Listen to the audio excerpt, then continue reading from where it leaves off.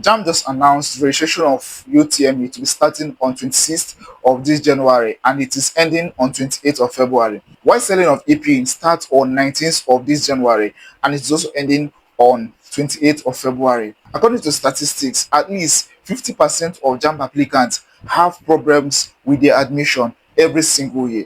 And 20% out of these 50% have problem with their admission because of the mistake they made during the JAMB registration. While the remaining 30% have problem with the admission because they did not get the course they applied for or they were given a course that they did not want. And that is why in today's video we're going to be looking at the errors that JAMB applicant does and how to avoid them. Hi, welcome back to the channel. And if you're new here, my name is Gideon and I'm a third year College of Medicine student of University of Nigeria Enugu campus, UNEC. And on this channel we make videos about JAMB, post-UTME, how to study and how to be a better student in general. Before we go in, I'm going to be dividing this video into two segments. The first segment is going to be the registration segment, while the second segment is going to be the examination segment. So on the registration segment, we're going to be looking at the document that you need for your registration, how you are going to register, how you are going to get your EP, how you're going to get your profile code the best way. And then for the examination segment, we're going to be looking at when to start preparing for your examination, how to prepare best for the examination, and also we're going to be looking at the correct material, how to get the correct material for the examination, and also we're going to be looking at the best and the how to get the correct subject combination for your course. So the first thing here is to get all your documents ready. This is as simple as it might sound, but it's very, very important. Now I'm going to use my own case study as an example. During my own JAMB registration, I went to the JAMB office and then I was ignorant of some of the documents I need for the registration of the exam. So when I reached there, I got to understand that I was not with the complete document. So I had to come back and then went and get the complete document before I came back again and then went and completed my registration. And all those things happened in different days. It's going to be a tedious process of registration if you don't have your complete document. This is very important. And that's why I'm going to be listing all the correct and the complete documents you need for your registration. The first one and the very crucial one is your NIN. This is very important because you'll be needing it for your profile code generation and every other stuff that you might need it for during the process of your registration. The second one you're going to be getting is your O-level result. Now, your O-level results or your O-level results, if you'll be using double sitting results, okay? So for your O-level results, you can use your NECO, you can use your WAEC, you can use your NAPTEP, you can use your every other O-level result you have, your GCE and all that. So you can use combined results, understand, but there are exceptions to that, which we're not going to talk about in this video. I probably will talk about that later, but it will be in the link to my channel, in my WhatsApp channel that I'm going to drop in the comment section or in the description box below. So you can check it out and join my WhatsApp channel where we'll talk about every other stuff that you might be needing that I did not talk about in this video. And then the third document is your local government of identification. Okay, this one you can get it from your local government. So you can just go to your local government and follow the due process. I don't know how each local government works, but if you follow the due process for your local government, you get your local government identification. And then the fourth one is your birth certificate or declaration of age or proof of age, every other thing, because it might not necessarily be your birth certificate. For some people like me that lost my birth certificate before, you can still get a new one, but the process in some cases might be so tedious, and then you might consider, you might consider an alternative of getting another one, which is an age declaration or proof of age or every other stuff. So in the case where you don't have your birth certificate, you can try to get a new one. If you can't, you can try to get an affidavit. It can also work. Though, so this affidavit is just it can be gotten from courts. You can go to court, a magistrate court, and then swear an affidavit. And the affidavit will be all about declaration of your age. You understand? And you can still use it for the registration. Or you can use a proof of age, anything at all that is a proof of age, that is an official document.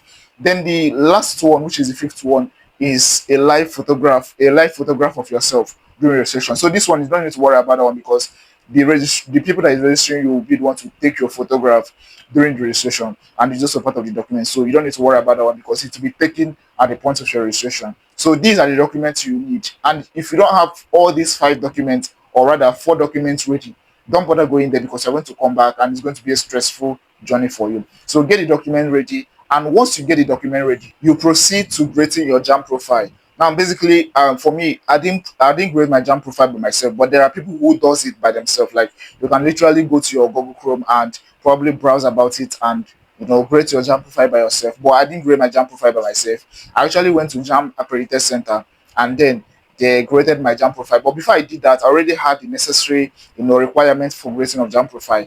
And those necessary requirements for creating of JAMB profile are your JAMB profile code, your email address, and your phone number, and probably every other details like your name, which you don't need any much interaction for you to tell your name. And then when I talk about your email address, if you have registered for JAMB before, probably in the years past or past years, or last year, you have to change your email address this time around, because JAMB won't be accepting the same email address that you used last year for this year again. And then for your phone number, you have to also use a phone number that you are accessible to. Now, the reason for this is for your results, because when JAMB is going to be releasing the results, you're going to be getting your results through your SMS using a particular procedure that will be announced when the time comes. And also for your profile code, if you register for JAMB last year or any years in the past, your profile code last year or last 2 years or any years in the past can also serve you this year. So you don't need to bother generating a profile code.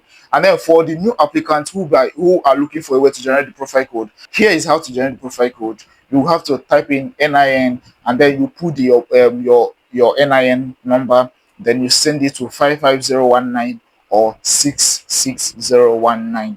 After creating your JAMB profile, or after getting all the requirements for creating JAMB profile, the next thing is to go to JAMB Center or JAMB Accredited ICT Center. Now, the reason for this is because of scammer and other stuffs. Because JAMB, you cannot register for JAMB at a JAMB Center or JAMB office or JAMB Accredited ICT Center. So that is why you need to pay attention to which center is accredited by JAMB. I think JAMB already released list of accredited center for different states, so you need to check it out on JAMB website to know JAMB Accredited Center, the location, so that you won't go and fall into the hands of a scammer of an ICT man. Find a JAMB Accredited Center, and that is where you'll be buying or purchasing your e-pin. Though some people do purchase the e-pin by themselves, and then they will go straight to registration. So what they do is they purchase the e-pin by themselves, and then they go to the JAMB Center, provide the e-pin and probably the procedures or the requirements for creating of JAMB profile. And when they provide it to the JAMB people, those people will now register them for the JAMB without collecting any money for them. So basically, the money you are paying is for purchase of e-pin and not for the registration, because you're not paying them for the service.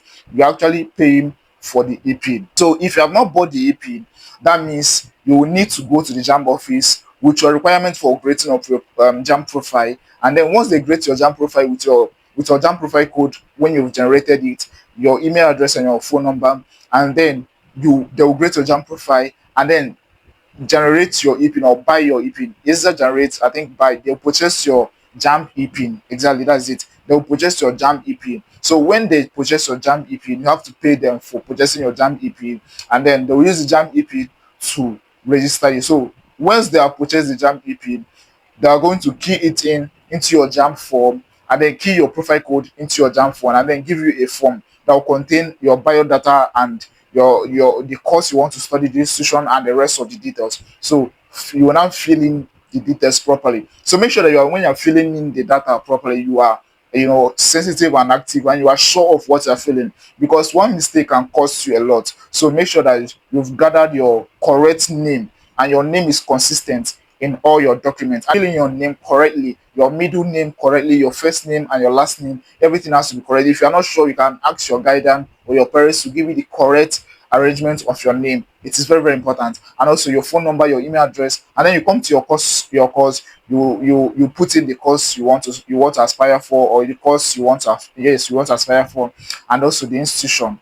Then every other details follows. So that's all under the registration segment. Then the second segment is the examination segment, and it's going to be so brief as very fast as possible. Now, the first one on the examination segment is to start preparing very, very early. In fact, as you are watching this video, once you finish watching this video, the next thing to do is just to learn, arrange your timetable if you have not done that, on how you are going to start reading for your JAMB examination, because it is very important. Now, if you want to score very high in your JAMB, or if you want to gain confidence and be very powerful towards the examination, there's this kind of confidence students have when they are sure that they are prepared for a particular exam. So if you want to have that kind of confidence, you definitely need to start on time. and start preparing for the exam. Because if you don't prepare on time, you are going to probably lose your confidence when the examination is coming close because of pressure.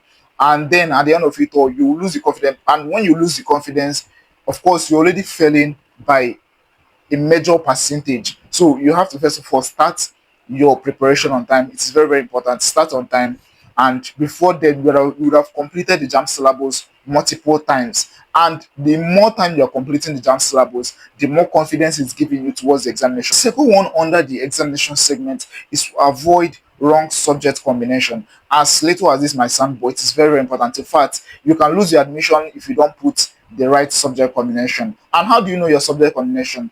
You can go to JAMB websites showing on your screen, jamb.gov.ng, something like that. I don't know, but I'm going to put the correct website on the screen. So you can go to JAMB website. I'm showing on your screen right now, and then you go to JAMB website. Once you go to JAMB website, look for JAMB brochure. Once you find JAMB brochure, open it, and you're going to see the list of JAMB combination for all the courses. Look for your course. You look for your course and check the subject combination before you go and register, so that you not make mistake when registering for the JAMB. Because when you're registering, they're going to tell you, okay, put your JAMB subject combination, the subject you'll be writing during your JAMB examination. So, and you are going to put in 4 subjects, and one is compulsory, which is use of English, and then you're going to put any other 3 according to the course that you'll be studying. The last one under the examination segment is to use the right material. Now, this is very important because some students end up failing not because they did not read, but because they read the wrong material. And I've seen people like that, because there's this time when we were in secondary school, a friend of mine, we were preparing for JAMB examination. I think we started preparing for JAMB when we were in SS3.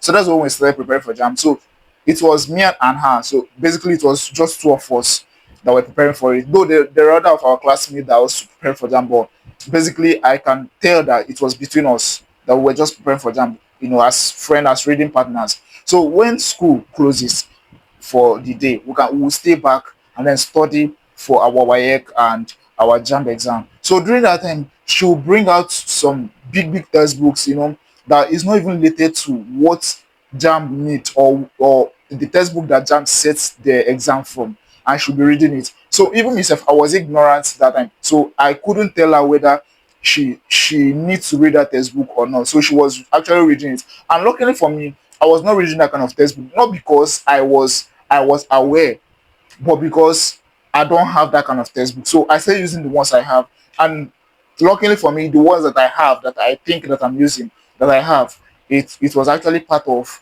the JAMB recommended textbooks. So if you don't want to be in this kind of category, then you need to get the JAMB recommended textbook. Get the JAMB recommended textbook. And how do you get it? You can also go into the JAMB website that I showed you earlier on your screen. I'm going to show it again. Go there and then check for JAMB recommended textbook. Once you log into the website, scroll, you can see the JAMB recommended textbook there. Check all of them and pick the one that is best for you, or the ones that you have.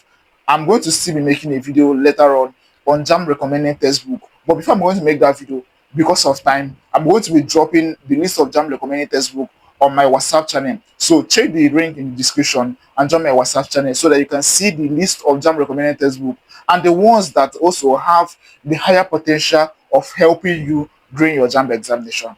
So that's all for this video. And if you really get value in this video, please consider clicking on the subscribe button, liking this video, and I wish you good luck in your JAMB registration and examination process.